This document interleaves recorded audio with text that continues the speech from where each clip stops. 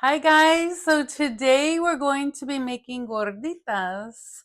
So we're going to be using hamburger meat, potatoes, and pato sauce. So this is spicy. What I do is I add a little bit of this and then I mix it with water. But if you like it spicy, you could just use this by itself. This is tomato sauce. Okay, so now we're gonna brown our ground beef. I just add some salt and some pepper, some onion powder and some garlic powder. I like to break up the hamburger meat into little pieces so it fits better in the gordita. This is 1.5 pounds of ground beef, and I have 3 potatoes diced, salt and pepper to the potatoes as well. And then just kind of mix it in. I'm going to pour in the pato sauce. And at this point, you can just leave it with the sauce if you like it spicy. Add water to the level of the meat and the potatoes. Put a lid on this and then let it come to a boil and simmer until the potatoes are soft. And while that is cooking, we're going to make the gorditas. So I have Maseca here, and I'm going to use 3 cups and a teaspoon of salt. Then mix that in. And now we're going to add warm water. So that's 1 cup. That's 2 cups. And then you just mix it in. With this Maseca, this one is from Tortillera La Bonanza. Use 2.5 cups of water. So you keep mixing it until it comes to a ball like this. And it doesn't stick to your hands anymore. You see?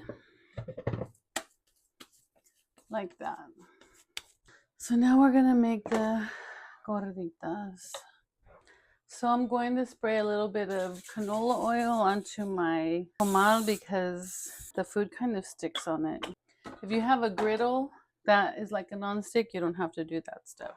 And then you're just going to form them is by using the 2 plates method. So you're gonna use 2 plates. You're gonna grab your ball. And then you're going to put it on here on the piece of plastic. I'm using a clean sandwich bag that I just cut open. And you get your other plate and you push down. And that seems to be a lot faster. And you have a perfect size and a perfect thickness.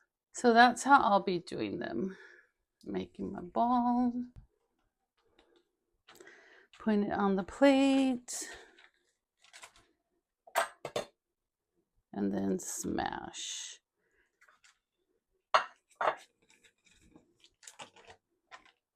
And there you go. If the maseca starts sticking to your hands, just wet your hands a little bit with water so you can form the ball so it doesn't start sticking to you. So the gorditas are cooking up very nicely. You can cook them like this all the way. It's healthier, a healthier version, but I like to fry them up.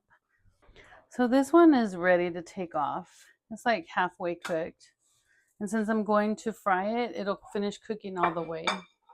You can kind of feel them when they start getting done. They start getting like puffy.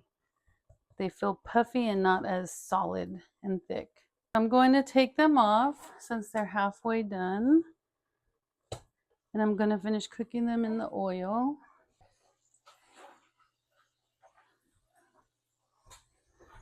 Look, you guys, you see how it's going up? Look at that. That means it's done.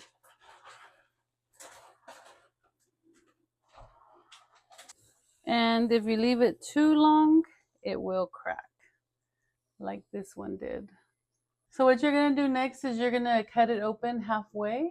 You're going to let them cool a little bit when you take them out and then cut them open, and it should look like that. And then that's what we're going to stuff. So now I'm going to drain some of this water off.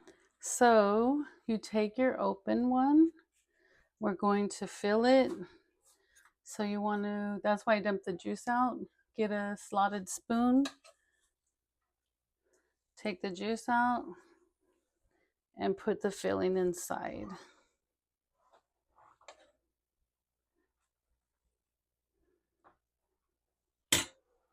like so. We're going to add some cheese and some lettuce. This one's for my daughter, so I'm not going to add any salsa. I also have salsa I made earlier. So here's a taste test. So let's see.